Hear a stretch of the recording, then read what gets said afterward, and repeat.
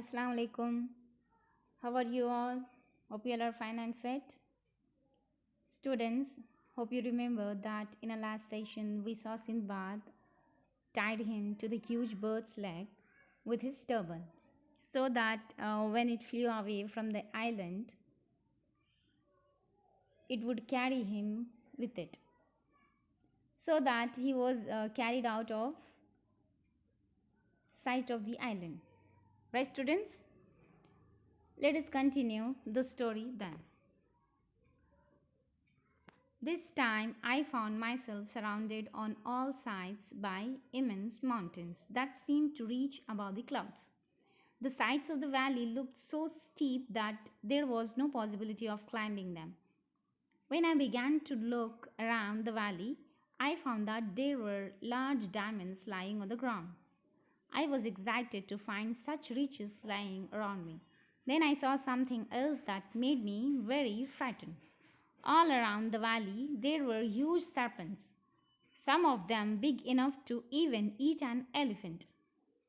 These came out of their holes at nightfall. During the day, I suppose, they hide themselves from the rocks. I found a small cave where I decided to spend the night.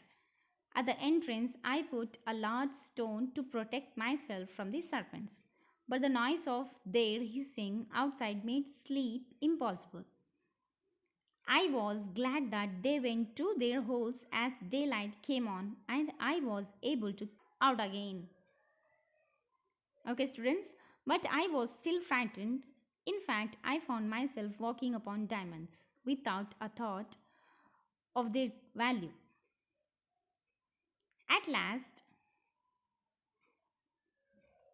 uh, being very tired,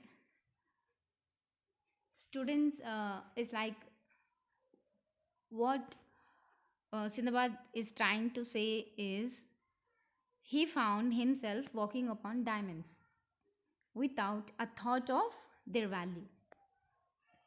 Okay, then at last, being very tired, I decided to eat a little of my food and then to have a short sleep in the sun.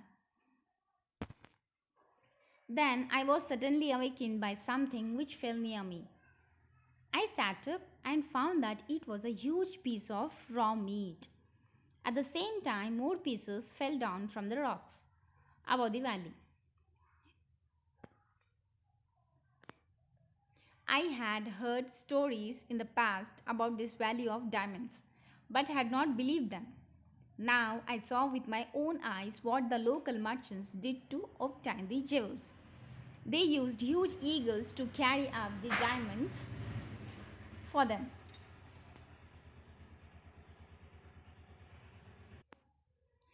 When the eagles have young ones in their nest among the rocks, they fly down into the valley to get food for them.